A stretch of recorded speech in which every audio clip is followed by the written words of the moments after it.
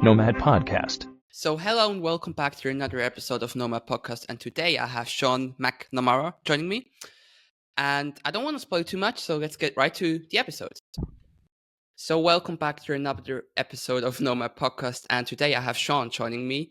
And without spoiling too much, Sean, tell me who you are and what you do in the Bitcoin space and how did you Hello? get into Bitcoin? Hello. Yep. Hi. Firstly, thanks for having me, Yanis. I'm privileged to be on the Nomad podcast. So who am I? I am the editor of a magazine called Bitesize Bitcoin, and we offer journalism that provides signal without the noise that most of the platforms out there are providing.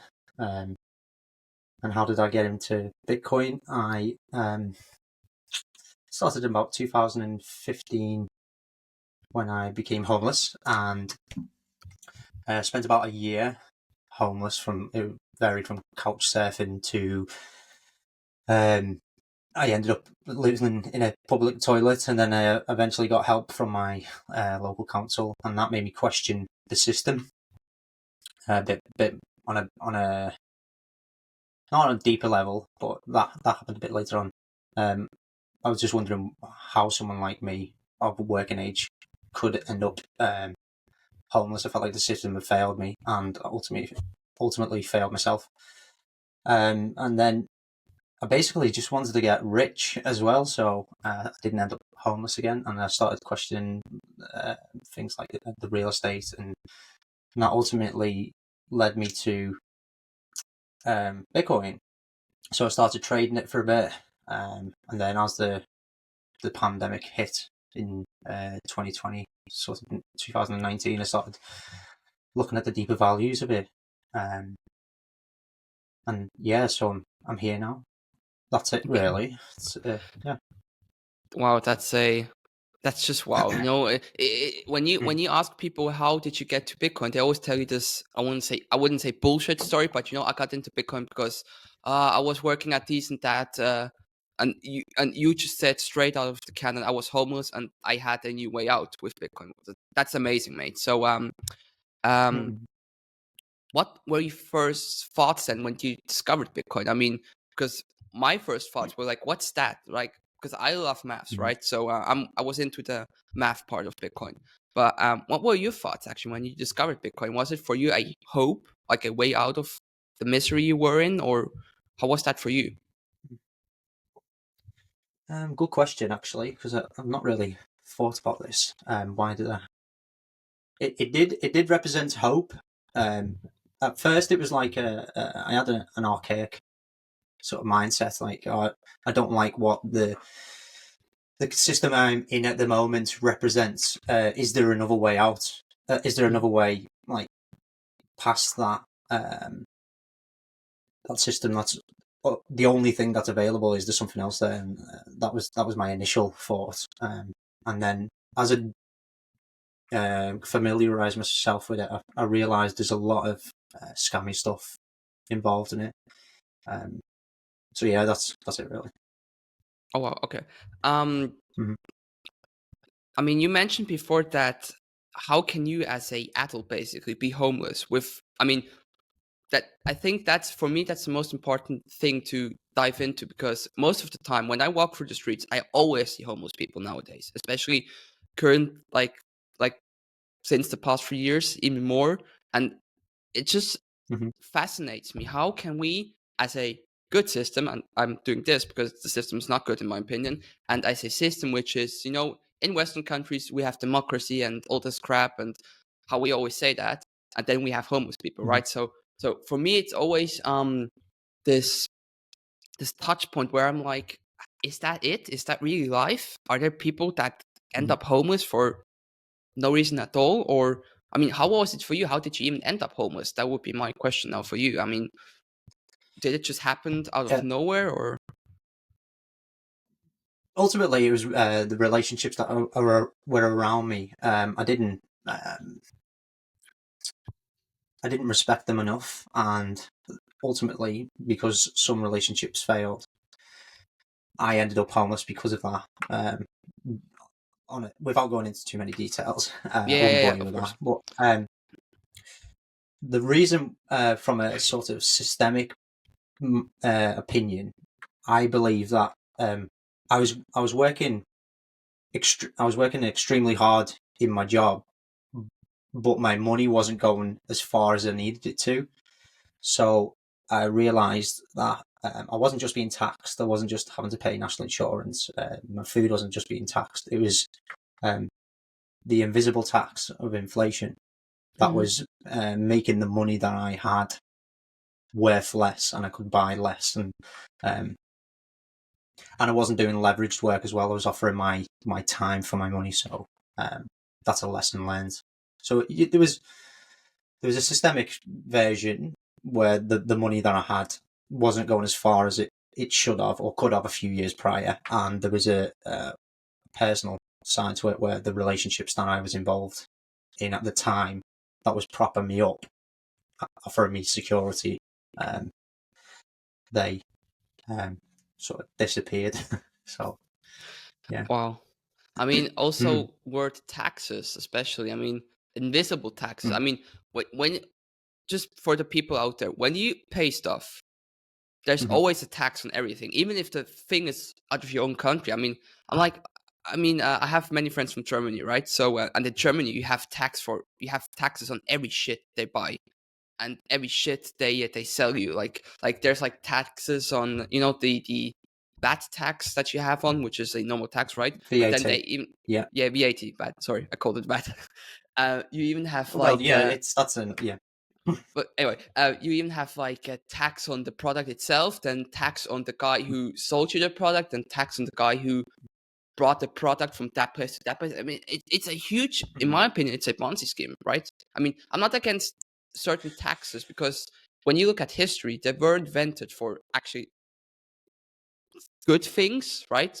But I Mhm. think the central the central industry of politicians, these huge companies, generally the industry like the metal industry and all those industries, I think they Mhm. misused it in a sense of their own purpose, right? So if that makes Yeah, sense, to like their own advantage. Yeah. Yeah.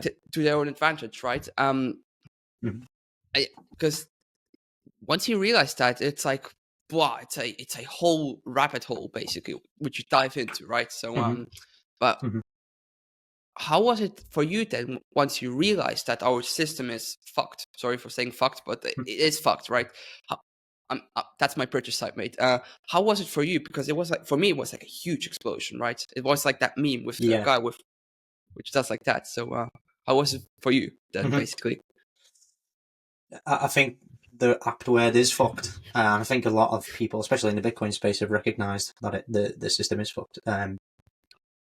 How was that for me? I started to when I realised that, I started taking responsibility for my own actions a little bit more because I felt like I was relying too much on this system that um, I wasn't wholly aware of. It was just normal to me to be a part of this, and um, I don't know actually. I just So you would say it just felt right then, in a sense, because for me it was like it felt right when I got into not when I got into yeah. this. So I Sorry, you yeah. were. So I it was yeah. I don't really know. I just sort of like it felt that it felt normal to me to um use the system that is less oppressed Oh because wow. that's all that's happening with the fiat system. It's just blatant oppression through finance, isn't it? Like I watched a video with Rishi Sunak Yeah. recently, and he's being asked how will he enforce the national service mandates that he's proposed, and he's saying, in a manner of speaking, he's saying that they'll stop us from using our driving license and they'll stop us from using our money. That's blatant oppression. Um, It's so like the to follow meme. the natural. Sorry. Sorry, go on. No, it's like the meme you posted a few hours ago, like telling me you pros something with CBDC, telling me you say that you're pro CBDC without telling me that you actually pro You CBDC. pro CBDC. Yeah, That was a video I shared with that quote above it. Yeah, yeah, so that really annoyed me seeing that as well. And he's meant to represent a developed nation, and it's like blatant oppression. So yeah. It's like George Orwell 1984 all over again, right? It's like especially once you read that book, it makes a lot of sense. Like Big Brother's watching you. Who is Big Brother nowadays? It's the government basically. It's the CIA. It's the MI6, NSA, whatever, right? It kind of yeah. gives you that weird feeling. So I want to go back to a post that you mentioned also a few hours ago on LinkedIn. Um, Hmm. I'm gonna read the post. So why are things like lower crime rates, more jobs, better quality of living, better education, cheaper utilities, and the likes decisive in the debate for who should or shouldn't run the country? Aren't these a given and should not be a debate at all? Hashtag less government. So just a question from my side. What were your thoughts when you actually posted that? What was your motivation behind it?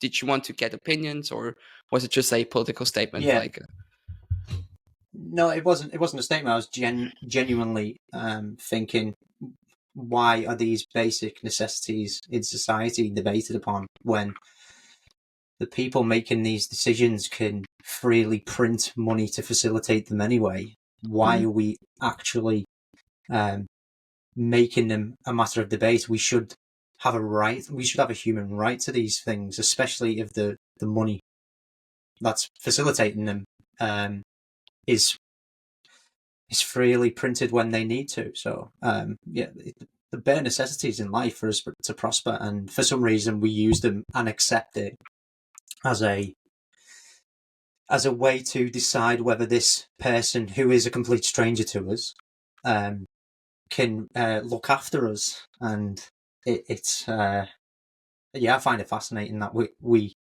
allow it to happen in the first place. But I was asking the question to see if anybody else had further opinion on the idea. I actually got the force from listening to Marty Bent's TFTC mhm. podcast. I listen to that quite often, and it wasn't answered. It was just made as a statement, like why is that happening? I think it's a really good point, and we just allow it. So it's yeah. Yeah, and I think the state also doesn't care because it's like, it's the state. He can do whatever he wants. They never be touched, right? It's like what Tony Blair, for example. What did he do in the past with war crimes, Iraq, and all that stuff? And he was never Mm. touched, right? So No. I think for me the answer to that actually, because I want to share that now with you. Um, Hmm.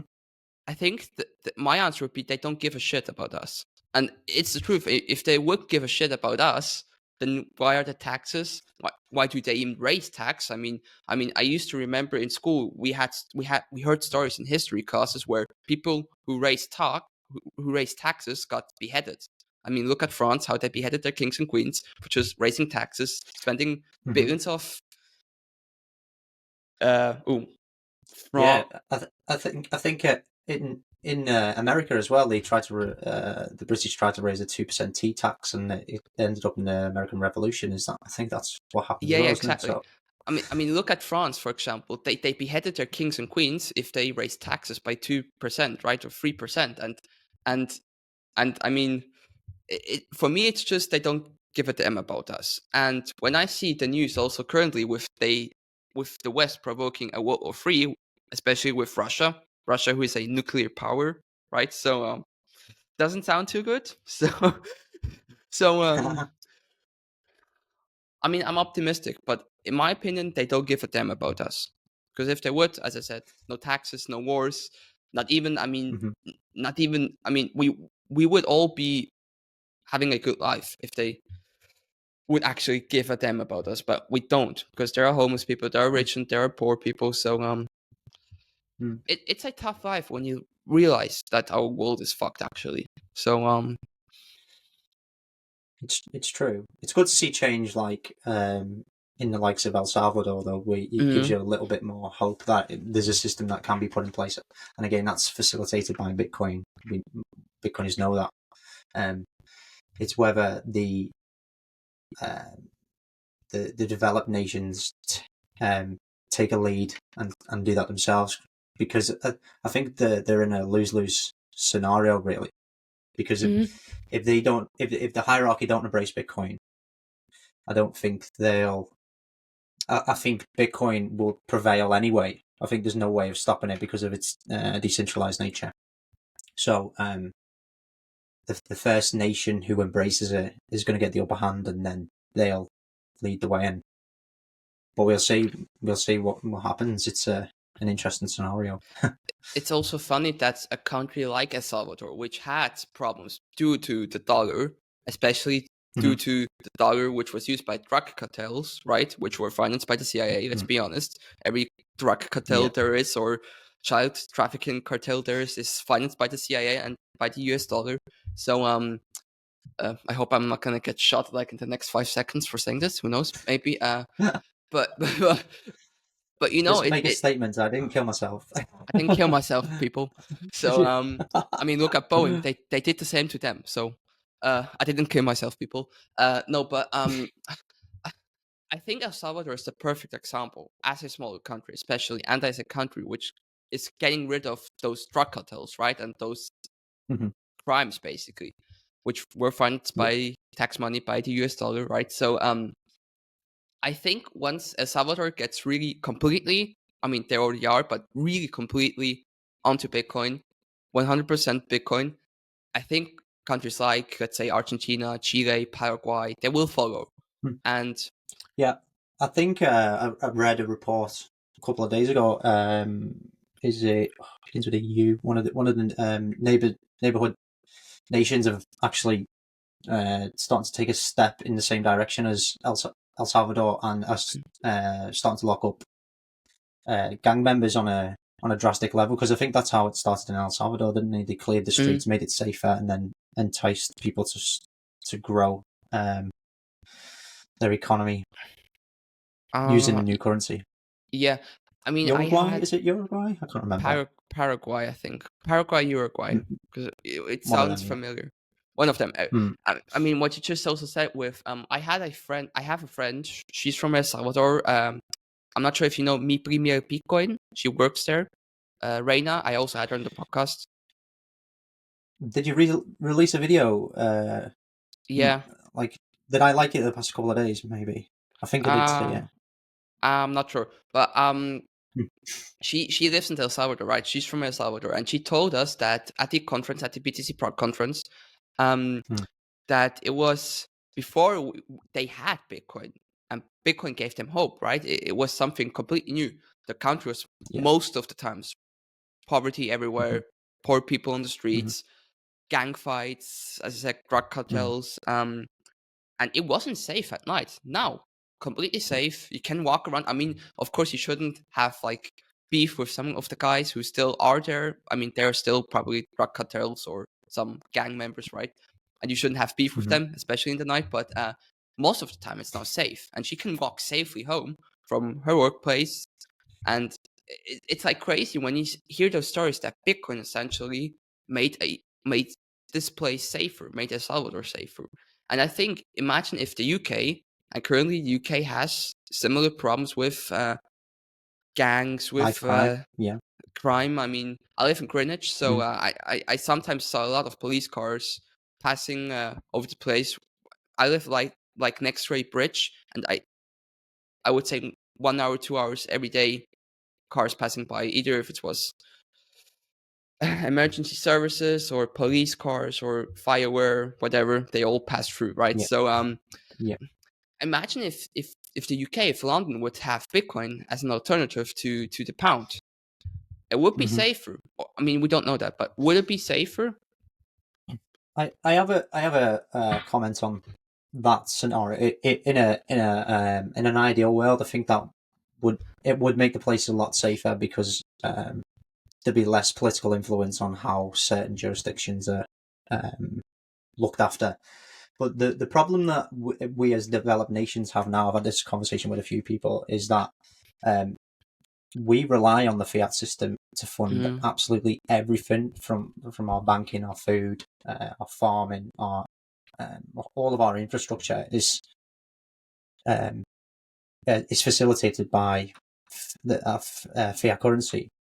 So if you take that away, there's drastic measures, like there's an emergency in like there'll be emergencies all over the place. Whereas in like of El Salvador or in the underdeveloped nations in the global south, they're not even banked, so they Yeah. they can they could take the super hyperinflated currency and not use it anymore, and these people still be in dire situations. So then, if they bring it in Bitcoin, for example, with a cap on top of it, suddenly they can prosper, and they are, in my mind, they have a head start on developed nations, because we rely so heavily on the fiat system that if we took it away, the environment we live in will get so deeply bad. It will get worse than it is. Mm. That I don't think our so-called leaders in government are willing to take such a risk so quickly. Whereas it's already happening in these underdeveloped nations. So that's one massive factor. But I do believe if we made a short-term sacrifice for long-term gain, I think that's the right way to go. But it's whether we can get a leader with big enough balls to go ahead and make that decision. Like someone like you might say Donald Trump in America, he's Yeah. got that gusto about him. He might make a drastic change, but I think he's heavily influenced by the politics. Mm. We need a Malay um, or a Bukele to really just like stand the ground and say we're going this way. But I think we're a while off that yet. It's such big change that it could cause uproar for the developed nations. But we'll see. Like I say, it's quite exciting actually that opportunity is available. It's because, especially for those countries like Paraguay, like El Salvador, I mean, they can basically start from zero. We can't because, I mean, Yeah. I also have discuss. I always have this discussion with Bitcoin maxis, right?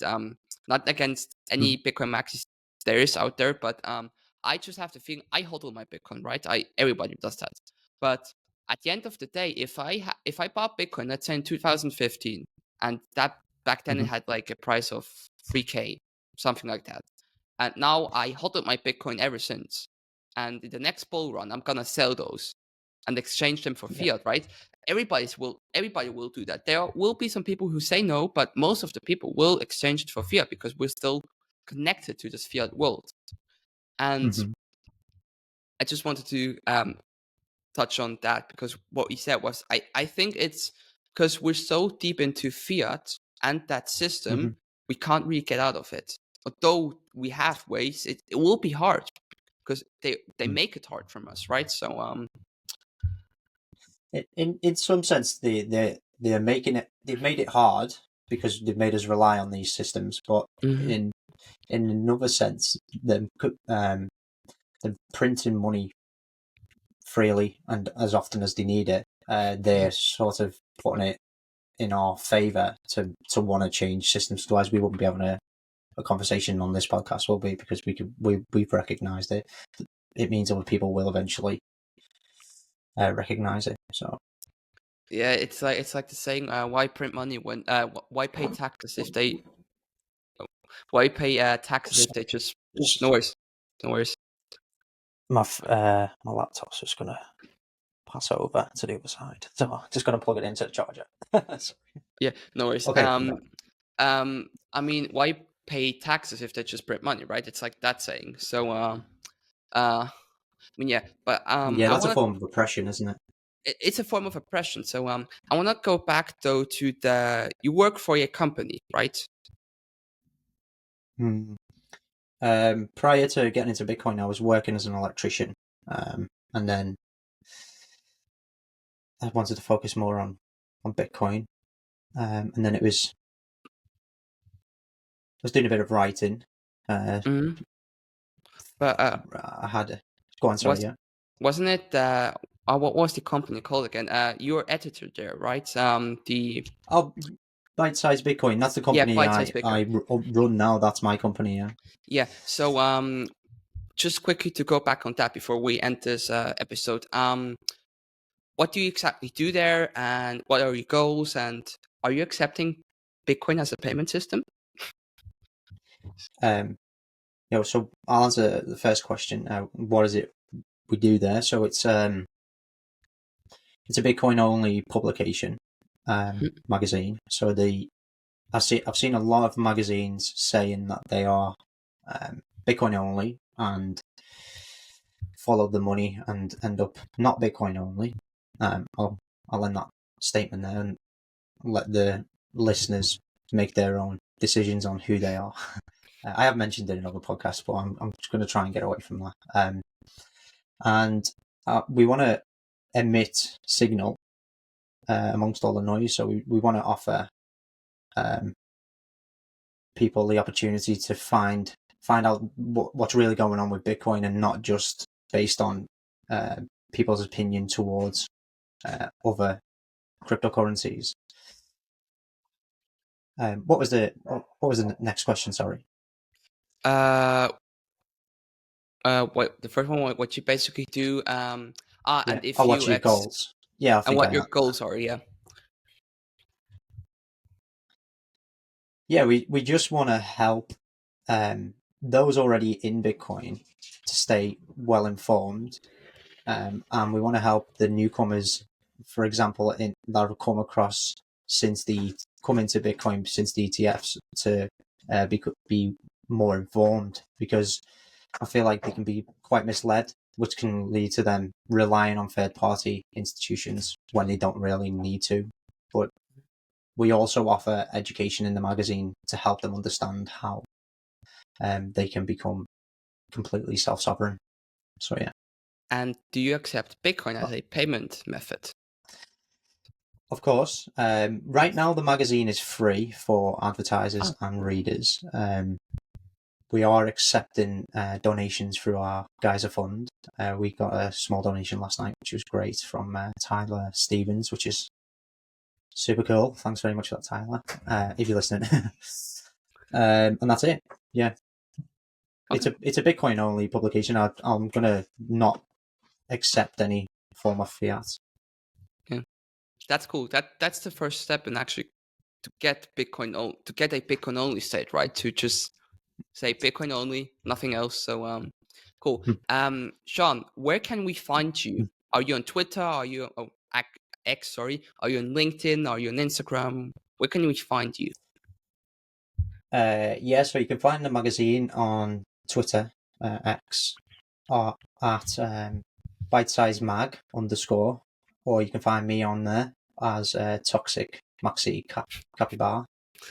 I'm sure you'll put that in the show notes, will you, at the Yeah, yeah, end of yeah. this? Yeah. And I'm on LinkedIn as well as Sean McNamara. Okay, cool. Yeah. By the way, And is the Toxi the one on Twitter, the Toxi is that a joke? Because I think it's a joke, right? yeah, yeah, Toxic Maxi. It was meant to be Toxic Maxi Capybara, but I didn't have enough characters, and a friend Okay. of mine said, you should call yourself." I was like, "You dare?" She sort of dared me, and I was like, "Okay," and it's stuck now. So Okay. yeah, and So the website is www.bitesizebitcoin.xyz if you want to check out the magazine as well. okay, cool. So I will Mm. link that all down below. So yeah, Sean, thank you for joining me Mm-hmm. today. It was a pleasure. I mean, I think we planned this since like a few months already, and my brother got you first Yeah, into his podcast. So but yeah, I'm sorry about that, Yanis. no, Yeah. no worries. Actually, I stole his. I did the same with him. So I stole a person from him who then came to my podcast first, and then later his. So I'm cool with it. So, but yeah, people, this was another episode of Nomad Podcast. I enjoyed it. It was a nice and calm talk. because normally our episodes are like this active and we're like jumping around, using my hands a lot, like whoosh, shoo, shoo, shoo. But not this time. This time I was calm and quiet. I mean, mate, you have a Collected. good, yeah, collected. You have a nice voice, so it calmed me down. So so yeah, this was another episode of Nomad Podcast. As I said, I enjoyed it. And Sean, Mhm. I mean, are you on which conference will you attend? Are you on a conference? So Um, it'll be next year now. I'm focusing on getting this magazine into okay, people's desktops, so it'll probably be next year. okay, I'm not sure which ones I'll be at, but it'll be good to meet up and have a chat there, definitely. okay, yeah. Or if you're in the Yeah. or if you're in London, let's go and grab a pint. So yeah, but yeah, Yeah, it sounds fun. hopefully see you at the next conference or in the UK. And yeah, people, thank Mhm. you, and thank you, Sean. So see you soon. Bye. Nomad Podcast.